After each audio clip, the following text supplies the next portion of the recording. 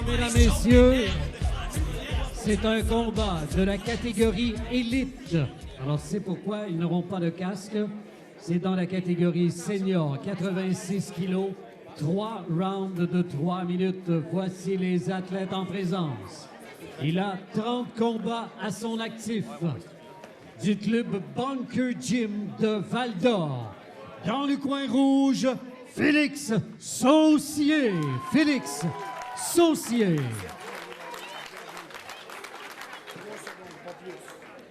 Et dans le coin bleu de l'école de boxe des apprentis champions, champion canadien 2010-2012, Richard Hort. Richard Hort. Catégorie élite. OK, alors Bernard, c'est le deuxième combat de cette émission et Félix Saucier contre Richard Hort. C'est une demi-finale et 95 kilos senior, donc pas de casque dans ce cas-ci. Oui, chez les seniors, là, maintenant, classe ouverte, les boxeurs n'ont pas de casque et aux Olympiques, ils n'en auront pas non plus.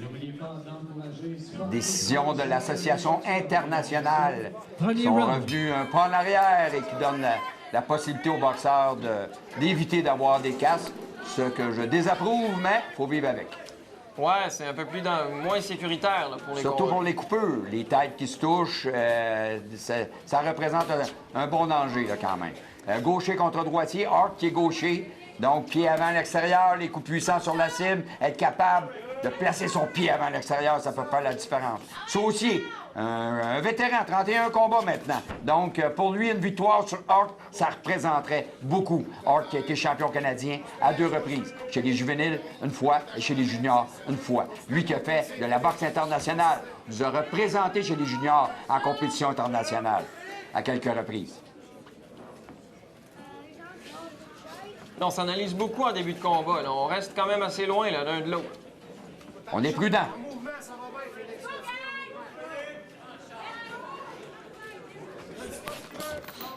Premier coup porté significatif. Ils sont venus de Richard Hort. Saucier qui a tenté son jab, mais encore là, droitier contre gaucher, un jab, très difficile. Même chose pour Hort. C'est pas vraiment les coups qui vont faire la différence. La position pour que le jab soit efficace, pour qu'elle soit exceptionnelle, et c'est très difficile, gaucher contre droitier, de faire ça.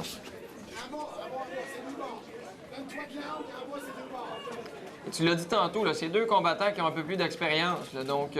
Oui, on part sur un 3 minutes, là, donc on ne veut pas trop dépenser d'énergie pour rien. On calcule. C'est un jeu d'échecs, finalement. Il faut que je touche la cible sans me faire toucher. Donc, beaucoup de feintes, beaucoup de provocations, de belles défensives, et on craint surtout la puissance d'un côté comme de l'autre. Belle combinaison de Hort au corps. Et là, ça va être beaucoup plus scientifique, si on veut, que lors du précédent combat qu'on a vu, là, que les gens ont vu à la maison, donc, où on frappait un peu plus n'importe comment. Là. On a de la boxe stratégique là, sur le ring, là, avec des boxeurs qui en ont vu d'autres.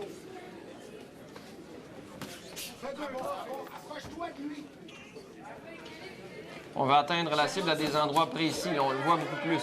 Combinaison de Hort, mais Saucier avait retraité. Hort aurait eu intérêt, lui, à continuer. Il avait amené son adversaire dans le coin, mais il a stoppé après ces 3 coups.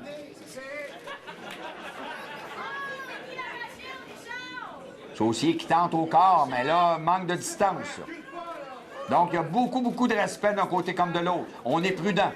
On est conscient à ce poids-là, 91 kilos, qu'un seul coup de poing peut faire la différence, peut nous envoyer au tapis pour le compte. Et là, Richard Hort qui amène son adversaire, Félix Saucier, dans le coin. On parle de boxeur, 91 kilos, 200 livres, la division de poids, là.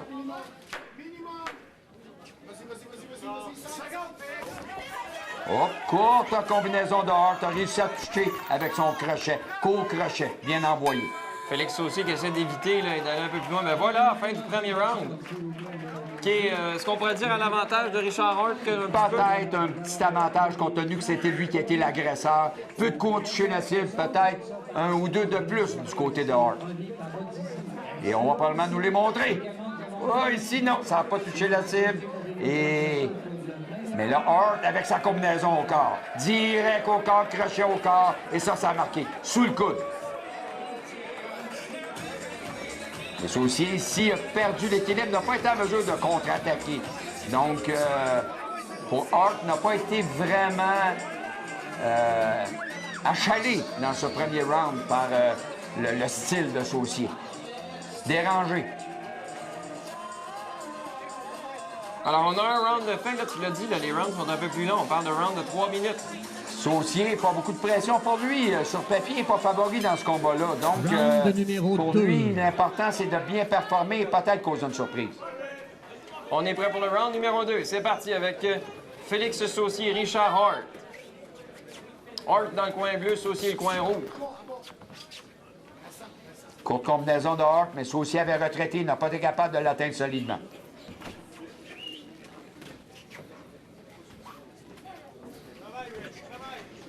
Encore une fois, on débute le combat là, un petit peu plus tranquillement. Quand c'est la boxe de haut niveau comme ça, là, les actions sont pas mal différentes. On essaie de gager, si je peux me permettre l'expression, l'énergie. Saucier s'est bien protégé sur cette attaque de Hart. Il n'a pas été capable, Hart, de toucher la cible solidement.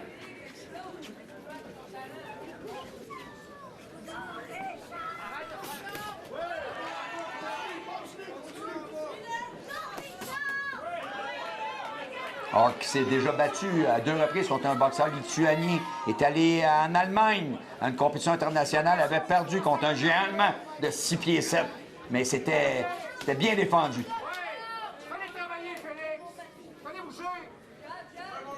Il a perdu au garderie il y a 2 semaines, Richard Hart, avant ce combat. Avait perdu contre l'ex-champion canadien junior, Evangelos Francos, qui, lui, on l'a vu, à Boxmania 6. Donc, c'est une petite famille, la boxe. On finit toujours par se recroiser.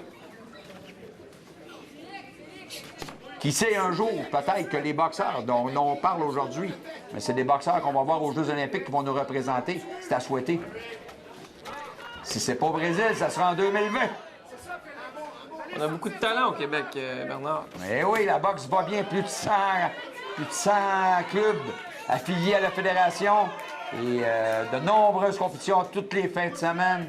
Et là, maintenant, ce qu'on souhaite, c'est que notre équipe nationale soit performante au point de vue continental pour placer le plus de boxeurs possible pour les Jeux olympiques de Rio en 2016. Et tu parlais de compétition, on a vraiment un peu partout au Québec. Là. On va de Rivière-du-Loup jusqu'à Val-d'Or. On part de l'est du Québec pour aller jusque dans l'ouest. Ah oui.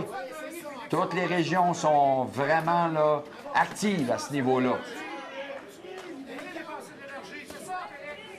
Hart qui se débrouille bien, n'a pas en parfait contrôle, mais a le petit plus qui fait en sorte qu'il gagne les échanges. On va encore essayer de porter des coups. Saucier était dans les câbles, s'est retiré de là et là a pris le centre. Oh, bon direct au corps. Bien bloqué, par exemple, par le coude de Saucier qui, maintenant, avec ses 31 combats, son 32e, on voit son expérience et l'expérience est là. On demande de faire attention à la tête. Fin du 2e round pour Félix Saucier et Richard Hart. Voilà, encore peut-être une fois l'avantage de Hart, mais très, très, très léger avantage si c'est le cas. Oui, combat très compétitif. Très partagé, mais Hart, comme j'ai dit, a le petit coup de plus qui peut faire la différence. Beau jab ici de Hart, qui, au moment où Saucier s'est porté en attaque, a stoppé l'élan de Saucier.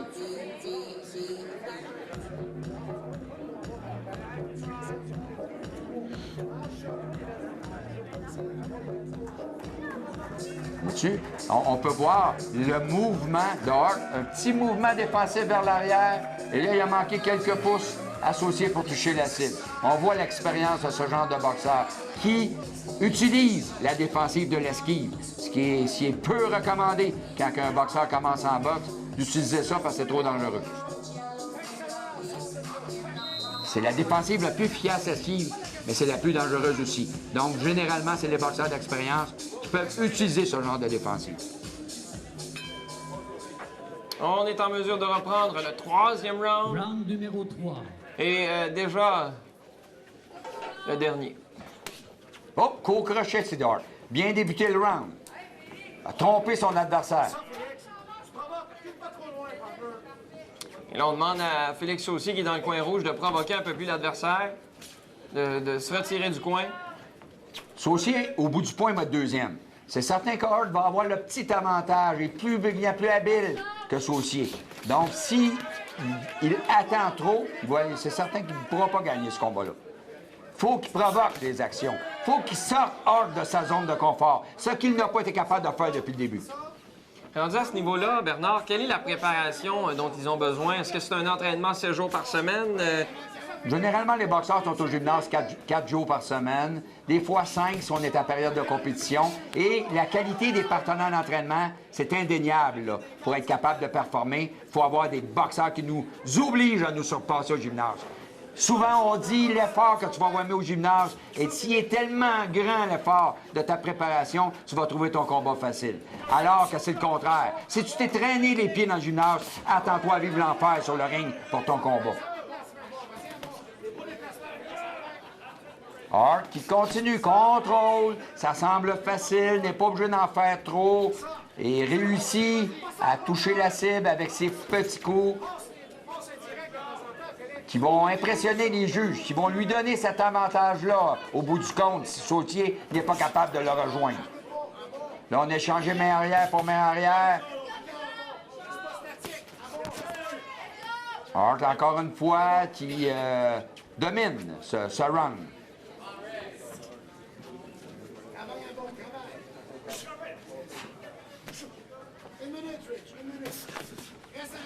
Encore là, courte combinaison, a bougé. N'est pas resté là pour essuyer la contre-attaque. Donc, frappe, bouge. Ne reste pas là et Hart le fait bien. Là, il s'est accoté son adversaire pour l'immobiliser, pour empêcher justement cette contre-attaque.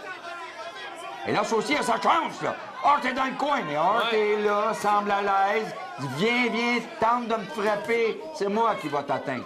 Donc, non, Saucier n'a pas sincèrement le désir de vaincre ou les qualités pour faire en sorte de dominer un boxeur comme Hart.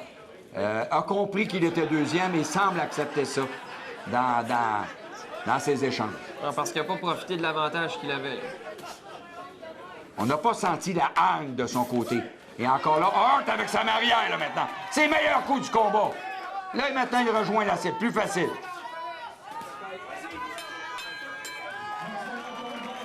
Et c'est la fin, donc. Richard Hart qui a terminé en Lyon. Très belle boxe scientifique. On peut voir de la boxe intelligente. Alors, c'est lui qui a porté les meilleurs coups en toute fin de combat. Hein? Et on va voir à la reprise ici. Saucier a réussi à éviter le pire. Ouais, là-dessus, on a bien bougé, a levé ses gants. Et la main arrière de Saucier qui a touché au corps d'Hart. Un des seuls coups qui a touché la cible. Mais le crochet de Hart sous le coude, lui aussi a touché la cible.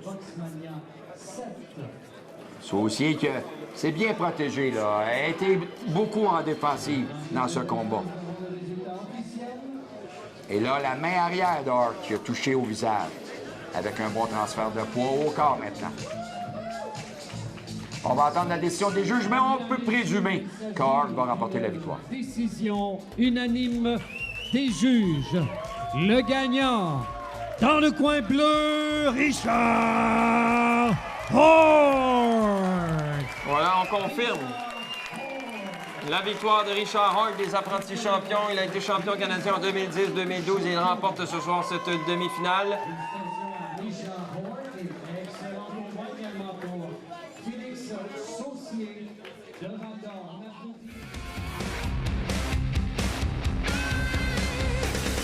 Donc, en compagnie de Richard Hart, victoire ce soir. Oui. Richard, comment s'est passé ton combat? Super bien été.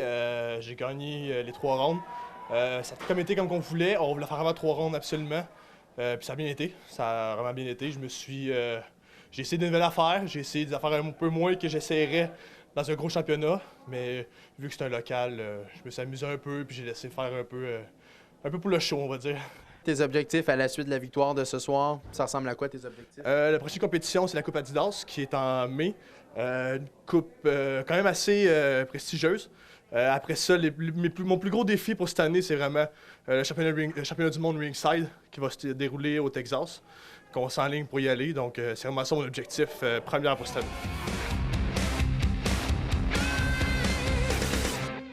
Alors voilà le combat avec Richard Hart et il le disait, hein, son prochain objectif, c'est le Texas, mon cher Bernard. Oui, mais avant, il va aller à la Coupe Imperium à Terrebonne et je serai là pour le surveiller. Et on a à remarquer aussi la belle performance de Desmarais. Donc, une double victoire pour les apprentis champions dans ce programme.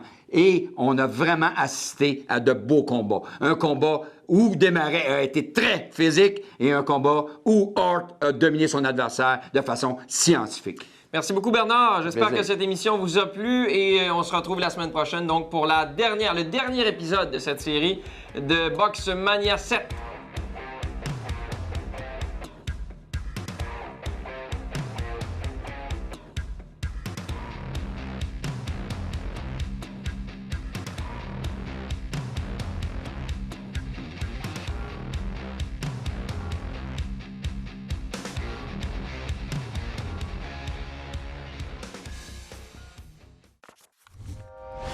Télé Cogeco, un service exclusif aux clients de Cogeco.